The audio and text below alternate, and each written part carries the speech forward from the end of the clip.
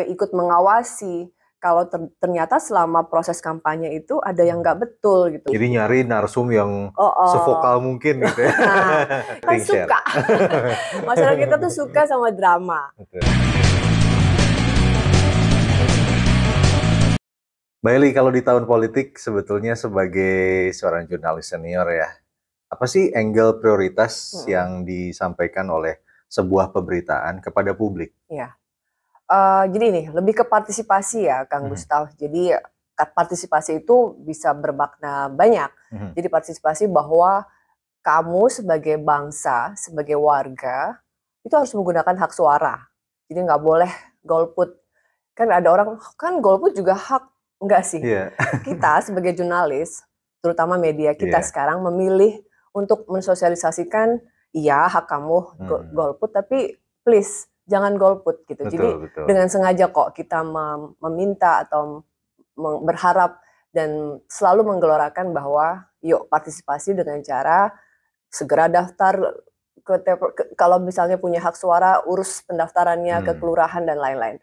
Nah, hal lain juga adalah tadi mengawasi, jadi ikut jadi saksi. Kalau ada kecurangan kamu juga partisipasi, gunakan kamera kalau melihat hal-hal yang sifatnya terjadi kecurangan ataupun lah. Jadi ini benar-benar partisipasi yang sifatnya menggunakan hak suara kamu. Lalu kamu juga selalu citizen journalism lah ya, bahwa kalian juga harus kalau melihat hal-hal di sekitar yang mungkin ada yang curang, ada yang salah atau apapun, ya udah record gitu. Itu sih lebih ke partisipasi yang seperti itu. Juga apa artinya pesta demokrasi atau era demokrasi ini kalau tidak ada keterlibatan orang? Karena sebetulnya ini tuh hajatan kita ya, bukan acara negara atau maksudnya bukan juga ya para tiga paslon misalnya atau sekarang lagi pilpres gitu ya. Ini bukan hajatan tiga paslon tersebut yang sedang berlaga, berkompetisi, tapi ini tuh acara kita sebagai bangsa, sebagai rakyat, kita tuh harus contribute gitu sih. Iya, iya. Nah, masing-masing ruang redaksi itu kan punya kemasan tersendiri gitu ya. Masing-masing punya diferensiasi lah gitu ya. Untuk Garuda TV sendiri menggunakan kemasan yang seperti apa supaya tujuan tadi main goal partisipasi itu tercapai? Nah, baik. Betul. Sekarang tuh nggak bisa dipungkiri ya, Kang Gustaf. Ada media memang yang akhirnya cenderung berpihak ya. Nah, tapi tadi bahwa kita sebagai media, terutama misalnya Garuda, itu tidak mau menggunakan media kita sebagai sarana konfrontatif atau sarana saling serang. Ada media yang dengan sengaja gitu ya, selalu intinya sih mengkonfrontasi. Karena menurut mereka biasalah, masyarakat kita lagi ribut tuh suka kalau jadi ini ada tiga pihak yang sedang berkontestasi, selalu dihadapkan gitu ya, dikonfrontasi ketiga-tiganya, silakan kalian berperang gitu di layar gitu ya. Nah memang iya, rating dan share-nya bagus, tapi apakah kemudian Garuda juga ingin seperti itu? Enggak. Jadi Garuda itu iya memang kita sengaja, dengan sengaja kok, kita nggak mau membenturkan. Jadi Garuda TV itu sengaja mau jadi media yang adem, media yang ya udah memang kita betul-betul positif aja, tidak menyerang, tidak menyerang sama sekali. Maksudnya berbeda pendapat boleh, tapi punya batas jadi, gitu ya. Betul. Jadi memang misalnya setiap kali debat kan kita undang juga tuh misalnya ketiga perwakilan atau jubir dari tiga paslon. Iya semangatnya memang ya mereka pasti akan cenderung ingin menggolkan visi misi masing-masing paslon gitu, tapi memang tidak dalam batas yang sifatnya menyerang yang tadi, lebih ke personal dengan gaya kita undang lah misalnya narsum yang dari pihak ketiga, siapa sih ketiga-tiganya yang kita sebut antagonis gitu ya dari tiga, itu tidak, kita sengaja tidak pilih. Jadi nyari narsum yang sevokal mungkin gitu ya. Nah, itu bukan kita gitu ya? Sekarang tuh kita memang disaksikan, kita menyaksikan ya banyak banget media yang melakukan itu, tapi Garuda udah deh kita memilih jadi media yang memang adem aja gitu, yang bahwa pemilu itu nggak begitu, pemilu itu positif gitu. Tapi boleh tahu nggak sih tujuannya apa? Tidak mau mengikuti itu? Ya memang. Atau menjadi adem tuh karena ada maksud apa gitu? Sebetulnya memang ya citra bahwa kita memang Garuda TV itu kita sebut kita punya tagline gembira. Jadi dari seluruh, dan itu kita semacam seluruh konten-konten yang ada di Garuda itu tadi refleksi dari kata gembira itu. Jadi tidak ada kemarahan di situ. Jadi di seluruh konten Garuda TV itu tidak ada kemarahan. Itu semangat gembira itu direfleksikan seperti itu. Oh, jadi refleksi dari sisi skrip gitu ya? Skrip. Kemudian pilihan dari quote soundbite-nya narasumber gitu ya? Oh, gitu. Jadi ya udah sisi positif aja yang diambil gitu. Nah, nggak sekedar bahwa sisi positif dari semua pihak yang berkontestasi gitu ya. Betul. Di sini 3 pihak ada di layar kita naikkan, tapi memang tidak lalu misal karena misalnya ada satu media atau media sebagai media misalnya pro pada salah satu paslon, lalu yang dua misalnya dinegatifkan, tidak ada sama sekali di situ. Semuanya tetap punya panggung yang sama. Gitu sih Mas Kang Gustaf. Nah itu kan dari sisi format narasumber, kemudian refleksi dalam berita gitu ya. Tapi membuat kemasan dari sisi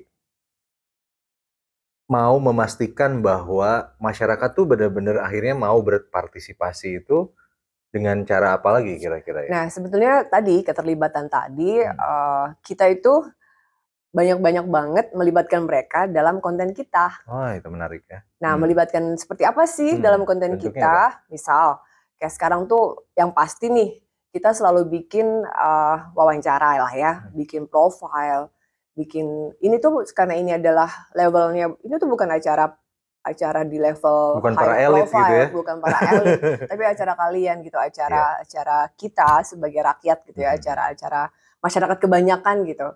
Jadi kita selalu mewawancarai mereka di kita tuh kan ada 4 jam sehari news di Garuda TV. Isinya itu sebagian besar ya adalah isinya adalah suara mereka gitu, suara masyarakat, suara pemilih kita sebut. Nah, dan juga tadi keterlibatan tersebut misalnya kita selalu mencari aksi-aksi yang sifatnya tadi bahwa mereka tuh memberikan apa sih kontribusinya, misalnya soal kayak kemarin tuh ada kegiatan misalnya taruhlah waktu itu ada partisipasi dari masyarakat yang mencap tersangka perusakan pohon gitu ya kepada baliho-baliho atau poster yang menempelkan atau memaku balihonya di pohon. Nah itu kita angkat tuh, kita angkat bahwa tuh, yuk kita semua tuh punya hak loh, ikut mendikte atau ikut mengawasi kalau ternyata selama proses kampanye itu ada yang nggak betul gitu. Termasuk juga soal tadi itu kan kelompok-kelompok masyarakat yang peduli tentang ya tadi ya membela bahwa pohon itu kan memang dilarang keras untuk ditempatkan sebagai tempat buat baliho dan poster alat peraga kampanye itu. Nah itu jadi gitu-gitu. Atau misalnya kayak beberapa aksi lainnya, misalnya beberapa warga gitu bikin semacam aplikasi tuh. Jadi di situ kalian bisa misalnya kayak ada warga jaga suara atau apalah yang mereka tuh bisa daftar di situ, jadi relawan, jadi saksi, dan kalian nanti nggak segera selama kampanye ini kalau kalian lihat kecurangan gitu. Dan nanti kalau pada saat ketika pencoblosan, kalian partisipasi juga dong di TPS gitu. Jadi saksi, ikut menghitung, lihat gitu ya kalau ada ternyata di TPS tersebut ada kecurangan, segera rekord dan segera kirim. Nah media itu dengan cepat juga, karena ini kan sekarang udah teknologi itu udah canggih banget sekarang. Media secepat itu gitu, bahkan jurnalis kita bisa kalah cepat kan dengan masyarakat. Nah kita biasanya kerjasama dengan aplikasi-aplikasi seperti itu tuh, dengan kekuatan masyarakat yang punya teknologi, dan kita cepat untuk segera kolaborasi dengan media, misalnya Garuda, lalu kita naikkan gitu. Iya. Nah tadi kan Mbak Eli menyinggung soal independensi gitu ya, netralitas dari sebuah ruang redaksi gitu. Dan kita kan tahu ya kode etik jurnalistik itu pasal 1-nya aja udah ngomongin soal intervensi pemilik gitu ya. Betul. Gimana ya Mbak? Aku pengen tahu dari sudut pandang Pemret ya, karena saya nggak pernah jadi Pemret. Jadi saya pengen tahu gimana memastikan bahwa semua itu akan sesuai dengan koridor kode etik kepada seluruh bawahan gitu ya, seluruh tim yang bertugas gitu. Gimana caranya? Memang iya, ada kode etik, soal netralitas dan lain-lain. Sebenarnya kita itu kan punya lembaga ya pengawas, ada regulator, misalnya kayak kayak Garuda misalnya selalu diawasi oleh KPI gitu ya. Nah, Dewan Pers. Nah, teman-teman jurnalis kan bekerja tadi berdasarkan bahwa mereka harus independen, nggak boleh diintervensi dan lain-lain. Itu tuh selalu memberikan pengertian baik ke saya sebagai Pemret gitu, memberikan pemahaman soal itu kepada pimpinan gitu ya, sebagai kepada pemilik misalnya media, dan juga kepada tim di bawah, bahwa saya menjaga teman-teman, menjaga itu dalam artian bahwa kita sebaiknya terus menjaga koridor tersebut. Misal kepada pimpinan, kalau kita melanggar, kita ditegur sebagai media ya kan, itu kan tidak elok. Karena misalnya kita juga komit sebagai media yang memang ya milik publik gitu ya. Nah biasanya sih teman-teman cukup mengerti dan juga pimpinan pun cukup mengerti. Dan lebih jauh lagi kepercayaan publik ya. Publik itu tadi. Jadi karena sekarang tuh semua bisa menilai kan, sosmed itu secepat itu bisa memberikan sentimen yang negatif gitu kepada media. Jadi itu yang dijaga. So far sih baik-baik aja sih. Nah lalu sekarang tuh banyak pemilih pemula ya. Baru ikutan nih 2024 ini. Betul. Itu kan tentu jadi tantangan sendiri ya untuk membuat mereka punya partisipasi, apalagi Gen Z gitu ya, yang sekarang kategorinya adalah pemilih pemula tuh punya akses informasi yang sangat banyak gitu ya. Nah gimana atau caranya kita sebagai jurnalis gitu ya, Mbak Eli sebagai pemimpin redaksi menjangkau mereka sehingga akhirnya partisipasi itu bisa mereka lakukan gitu. Ya, oke. Nah soal pemilih pemula, jadi sekarang itu sebetulnya tadi ya, anak-anak Gen Z ini kan FOMO sebenarnya. Jadi mereka tuh kayak ikut nyoblos dan ikut kontestasi itu apa sih yang rame-rame gitu. Mereka kayak mau jadi bagian kan. Nah sebetulnya nggak sulit sih. Nggak sulit. Jadi nggak menemukan apatis gitu terhadap ini nggak juga ya? Kalau saya melihatnya ya secara data dan juga kalau melihat tren gitu ya, sosmed kan kita selalu mantau juga tuh. Karena kan adalah tempat partisipasi mereka yang paling cepat ya. Nah sebetulnya kalau dan berdasarkan data juga cukup tinggi. Jadi ini kan Gen Z dan milenial kan pemilih muda tuh kan ada 52%. 56 bahkan 56, tuh ada 107 ya, 107 juta dari 204 juta pemilih. Nah artinya itu cukup besar. Tapi, nah kita sih optimis ya kalau mereka itu sebetulnya tadi sih, karena sosmed itu beneran racun yang baik loh. Gimana? Misalnya maksudnya gini, Garuda TV memanfaatkan medsos? Iya, kita tuh Garuda TV itu kan tayangnya 360, 360. Kita tayang di TV, tayang di semua platform digital, YouTube, Instagram, dan lain Facebook, dan lain TikTok. Jadi sebenarnya kita tuh betul-betul integrasi.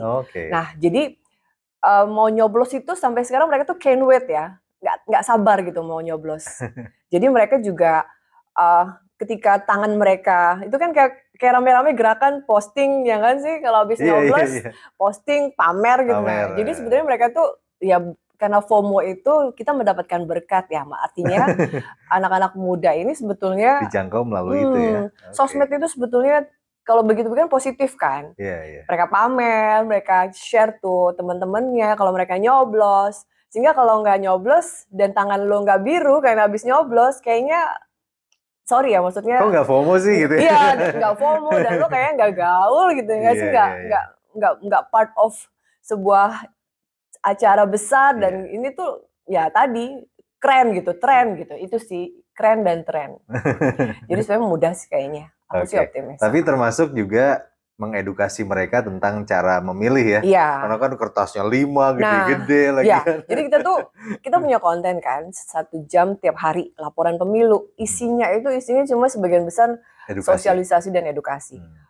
Setiap hari kita bisa tayangkan ada 5 kertas suara. Kamu harus milih nyoblos di bagian mana.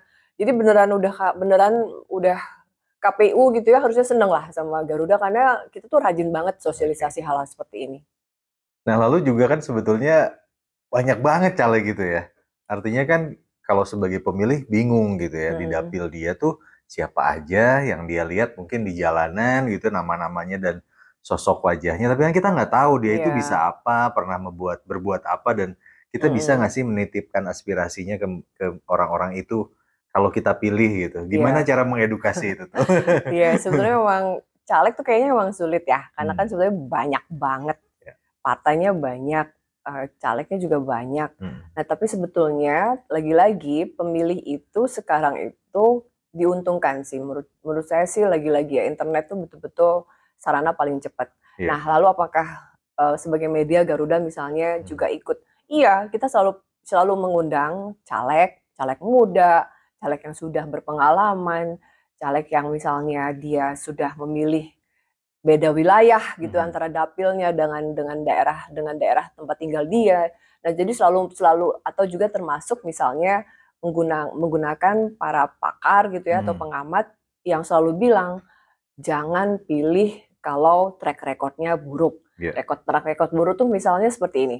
Dia adalah mantan koruptor atau sebetulnya masih tersangkut kasus pidana dan lain-lain. Nah, seperti itu sih. Jadi memang sebetulnya tadi ketahui rekam jejak mereka dengan cara nyari googling, ya nggak sih? Googling itu cara yang paling cepat sih.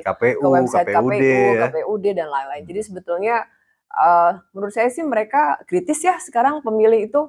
Kita juga sekarang mudah banget sih menjangkau informasi apapun, termasuk para caleg yang mau kamu pilih. Nah, apalagi sekarang kan udah nggak ada lagi foto, kita tinggal lihat namanya siapa yang mau dipilih. Tapi sebetulnya sih aku sebagai media ya, sebenarnya tingkat partisipasi masyarakat tuh agak kayaknya kalau di caleg tuh kayaknya cenderung nggak terlalu setinggi paslon dengan pilpres ya. Gitu ya. Jadi mereka kadang oh ada 5 ya, aku tahu ada 5 kertas suara gitu ya, DPD, calon presiden, wakil calon presiden, lalu DPR, DPRD gitu ya, provinsi, dan partainya. Nah, jadi sebetulnya antusiasme sebetulnya mau nggak mau sih kita harus akui lah jujur bahwa sebetulnya capres yang paling mereka ingin tahu, lalu yang lain kadang sebagian besar ya aku akan lihat sekilas, tapi sebetulnya mungkin ya berdasarkan kadang ya udah mendengar masukan dari keluarga atau dari teman, atau kemudian bisa jadi juga ada yang kadang ya udah deh asal misalnya capcus gitu ya dari ya gitu-gitu deh. Atau akhirnya partainya aja atau gitu partainya ya. aja gitu sih. Berarti willingness to search itu yang harus didorong kali ya. Betul, karena memang PR sih memang untuk caleg ya, bagaimana membuat caleg yang kita yang banyak ini teman-teman pemilih itu antusias gitu ya melihat tiap caleg yang ingin mereka pilih gitu. Itu sih.